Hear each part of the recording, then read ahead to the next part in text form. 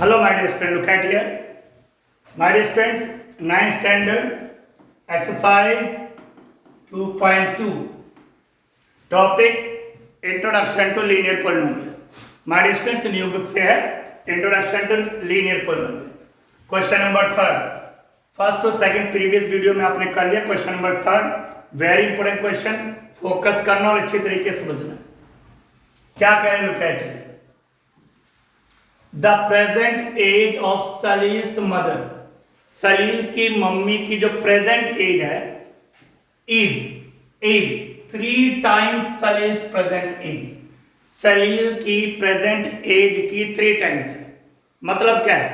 Simply mind में चलता है कि सलील की जो मदर है उसकी जो प्रेजेंट एज है वो सलील की प्रेजेंट एज की 3 टाइम्स है. अगर सलील 10 इयर्स का हुआ तो मदर 30 इयर्स की हो जाएगी. अगर सलील 15 इयर्स का हुआ तो मदर 15 इंटू 3 45 की हो जाएगी. अगर सलील 20 इयर्स का हुआ तो मदर 20 इंटू 3 60 ईयर की होगी. 3 टाइम्स एज होगी मदर की. तो सलील की एज वी डोंट नो क्या हो सकती है. 10 भी हो सकती है, 12 भी हो सकती है, 15 भी हो सकती है, 20 भी हो सकती है. We don't know. पर इतना पता है कि सलील की जो भी एज होगी उसकी मदर की एज उसकी 3 टाइम्स होगी. Present age of Salil's mother is 3 times Salil's present age. ठीक. आफ्टर 5 इयर्स, 5 साल बाद, और 5 साल बाद दोनों की एज 5 बढ़ जाएगी. After 5 year there ages will add up to 70 years. 5 साल बाद अगर उन दोनों की एज को प्लस करें तो 70 इयर्स हो जाता है. Question number find there present ages. उनकी प्रेजेंट एज निकालिए. नाउ माय डियर स्टूडेंट्स, हमें नहीं पता कि सलील की एज क्या है, हमें नहीं पता उसकी मदर की एज क्या है. बट अगर सलील की एज पता चल जाए तो मदर की एज तो 3 टाइम्स. तो हम क्या करते हैं? Look at it. Let the age of Salil equal x years. Salil की एज को हमने x मान लिया. ठीक. So the age of mother equal 3 times मतलब 3x. क्लियर. 3 से हमने मल्टीप्लाई कर दिया. 3 टाइम्स तो 3 से मल्टीप्लाई कर दिया. तो हमें पता नहीं था कि सलील की एज क्या है, x मान लिया. और as of mother 3x. Variable का होना बहुत जरूरी है. पॉलिनोमियल है तो उसमें वेरिएबल तो चाहिए. अब क्या कह रहे हैं? After 5 years. After 5 years. अब नेचुरल सी बात है my dear students. After 5 years 5 साल के बाद. तो माय डियर स्टूडेंट्स 5 साल के बाद सलील की एज क्या हो जाएगी? आफ्टर 5 इयर्स सलील की एज क्या हो जाएगी? आफ्टर 5 इयर्स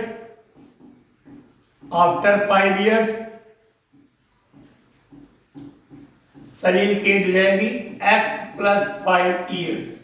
5 साल हमने ऐड कर दिए. और आफ्टर 5 इयर्स मदर की एज क्या हो जाएगी? मदर की एज है 3x. तो मदर की एज जाएगी 3x प्लस 5 इयर्स 5 साल बाद. तो इस समय प्रेजेंट एज तो उसकी x है, मदर की 3x है.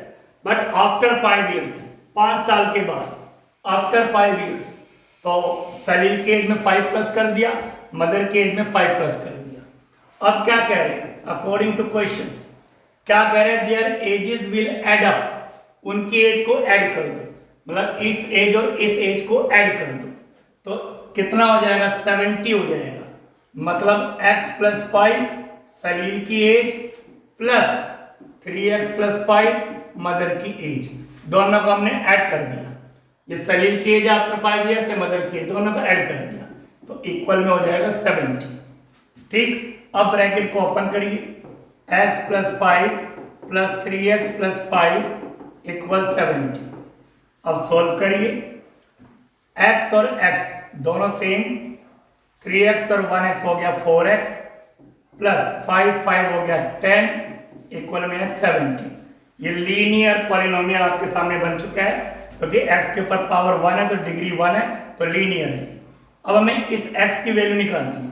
तो माय डियर स्टूडेंट x के साथ जो भी कांस्टेंट वैल्यू ऐड होते हैं सबको आपको राइट साइड ले जाना है। तो सबसे पहले 10 को आप उधर शिफ्ट करोगे, प्लस का 10 उधर जाके हो जाएगा माइनस का, तो 4x 10 को उधर शिफ्ट कर दिया, इक्वल तो ये रहेगा 70 रहेगा, प्लस का जाके हो गया माइनस। ठीक, तो ये हो जाएगा 4x इक्वल 70 में 10 गया 60। ठीक माय डिस्टेंस, अब मुझे निकालनी है x की वैल्यू।